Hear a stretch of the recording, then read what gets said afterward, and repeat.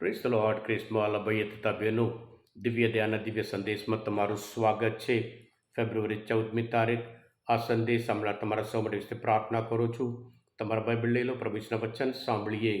માર્કનો ગ્રંથ 8મો અધ્યાય, પહેલી કડીથી 10મી કડી સુધી. આ અરસામાં ફરી એકવાર પુષ્કળ લોકો ભેગા થયા હતા અને તેમની પાસે ખાવાનું હતું નહીં. એટલે ઈસુએ પોતાના શિષ્યોને બોલાવીને કહ્યું, આ લોકોને જોઈ મારું હૈયું ભરાઈ આવે છે. તેઓ આજે 3 દિવસ મારી સાથે છે અને હવે તેમની પાસે કંઈ ખાવાનું નથી. અને હું એ લોકોને જો ભૂખ્યા ઘરે મોકલી દેવું, તેઓ રસ્તામાં લોથ થઈ જશે. કેટલાક તો ખૂબ આગેથી આવેલા હતા.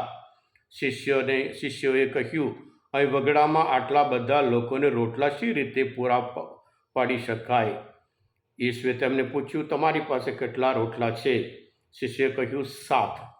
પછી ઈસુએ લોકોને જમીન ઉપર બેસી જવાનું કહ્યું. એ પછી પેલા 7 રોટલા લઈને ઈશ્વરનો આભાર માની ટુકડા કરી વહેંચવા શિષ્યોને આપવા માંડ્યા અને તેમણે તે લોકોને પીરસી દીધા. તેઓની પાસે થોડી ઝીણી મચ્છી પણ હતી.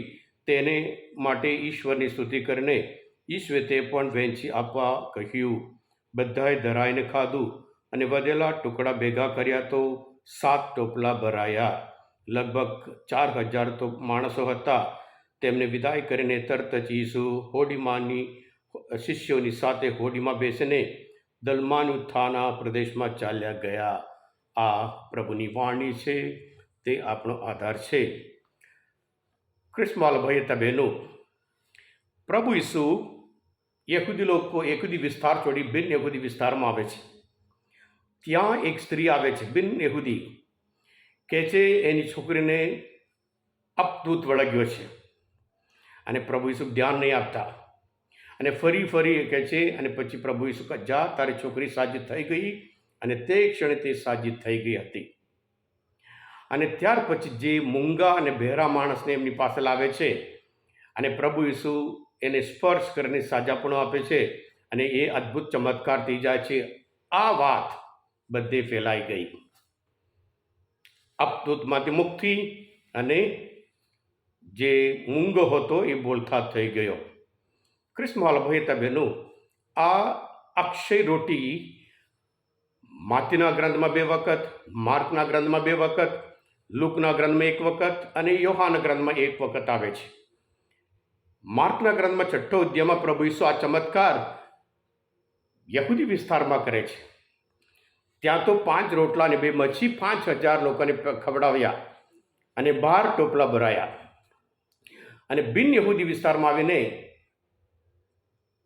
જે રોટલા હતા, 5 રોટલા લઈને 7 રોટલા લઈને 4000 માણસોને ખવડાવે છે અને પછી 7 ટોપલા ભરાયા.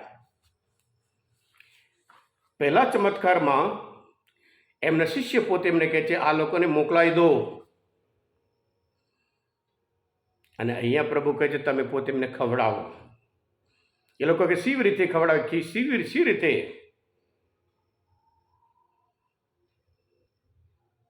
એમને ખબર છે પ્રભુ ઈસુ ઘણા બધા ચમત્કાર કર્યા હતા. એટલે એ લોકો પૂછે છે, શી રીતે પ્રભુ ઈસુ કરી શકે? એમને હજુ બિલકુલ વિશ્વાસ નથી, ભાન નથી. અને આ 7 રોટલા લઈને 4000 માણસોને ખવડાવે છે અને ફરી 7 ટોપલા ભરાયા. યહૂદી લોકો વિસ્તારમાં અને બિન યહૂદી લોકોના વિસ્તારમાં પણ ચમત્કાર. બંને ચમત્કારમાં કૃષ્ણવાલા ભાઈ તબેનો એમની પાસે જે હતું તે આપવા તૈયાર થયા, એના લીધે મોટો ચમત્કાર. આજે પણ ભૂખમરા હોય, ગરીબાઈ દૂર કરવાનું હોય, માણસો પોતાના કિસ્સામાં જે છે એ બહાર કાઢવાનું છે. જે લોકો ભૂખ્યા છે એમને ખાવા માટે પુષ્કળ મળી શકે. જ્યારે માણસો સ્વાર્થ થઈને પોતાના માટે રાખે, જો આ છોકરો કે જે 5 રોટલા 2 મચ્છી જે છોકરો રાખતો હતો ના પાડી હોત પોતાના માટે, એ આપવા તૈયાર થયો, એના લીધે આટલા બધા લોકો કહેતો. અહીંયા 7 રોટલા હતા, એ લઈને પ્રભુ ઈસુ 4000 માણસોને ખવડાવે છે. એટલે આ ધરતી પરથી ભૂખમારા કે ગરીબાઈ દૂર કરી શકે જ્યારે માણસ સહકાર આપે તો. પ્રભુ ધારે આ રોટલા વગર પણ ચમત્કાર કરી શક્યા હોત, પણ પ્રભુની ઈચ્છા હતી કે માણસો સહકાર આપે, એમની પાસે જે છે એ બહાર કાઢે, બીજા માટે બહાર કાઢે.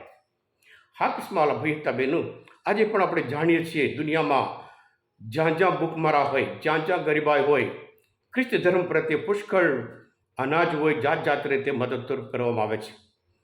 એટલા માટે જ્યારે જે લોકો પાસે છે એ લોકો આપે છે, જેથી કરી જે લોકો ભૂખ્યા છે એ લોકો ખાઈ શકે છે.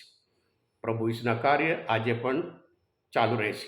પ્રભુ ઈસુ પોતે યોહાનના ગ્રંથમાં 14મો અધ્યાયમાં 12મી કલામાં કહે છે, હું જે કાર્ય કરું છું એ કાર્ય જે વિશ્વાસ રાખે છે એ પણ કરી શકે, એથી વિશેષ કાર્ય પણ કરી શકે. એ ચમત્કાર કરવાની શક્તિ પ્રભુ ઈસુ દરેક વિશ્વાસ માટે પણ આપ્યા છે પ્રભુ.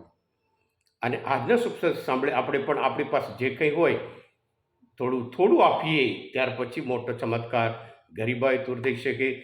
જે લોકો દુઃખી છે, જે લોકો ભૂખ્યા છે, એ લોકો ખાઈને આનંદમય જીવન ચોક્કસ જીવી શકે. હા કિસ્માવાલા ભયતા બહેનો, આજના મનચંદ્ર શાસ્ત્ર પર સમજવા માટે, પ્રભુ વિશે ઓળખ માટે મદદરૂપ થયા હોય, તમે પોતે દિવ્ય ધ્યાન દિવ્ય સંદેશ સબસ્ક્રાઈબ કરજો અને બીજા માટે પણ ફોરવર્ડ કરજો, કારણ તમે બધા આશીર્વાદિત છો, અભિષિક્ત છો. પ્રભુ ઈસુ તમારા વિશ્વાસ રાખો છો. બોલો દિવ્ય ધ્યાન જય. God bless you all. Jesus, I trust in you.